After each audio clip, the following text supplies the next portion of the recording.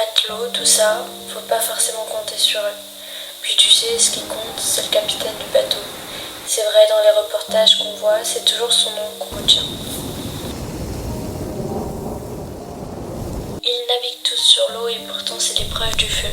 Ce sont ces petits moments hors du temps, les éclipses, les feux d'artifice, les fêtes, ça rend la beauté rare. Moi je voulais pas l'attendre, alors je l'ai provoqué.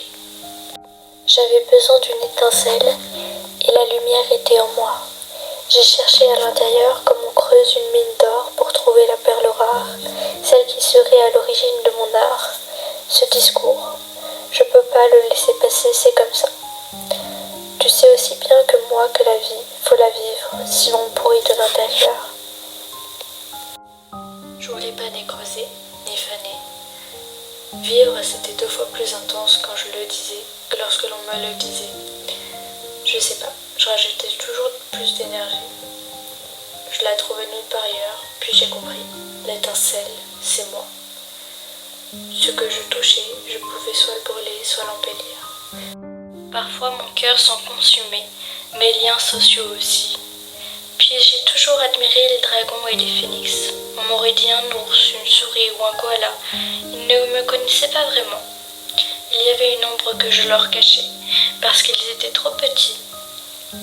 Leur donner de la lumière pouvait être beau parfois. Ils s'en sortaient bien, d'autres fois c'est eux qui me consumaient. J'avais été pour certains la bougie que l'on allume lorsque l'on a peur du noir. Et celle qu'on disait peureuse, parce que c'est eux qui portaient la bougie. Oh, j'en ai de ces paradoxes qui nourrissent mon art quand l'âme en prend un coup.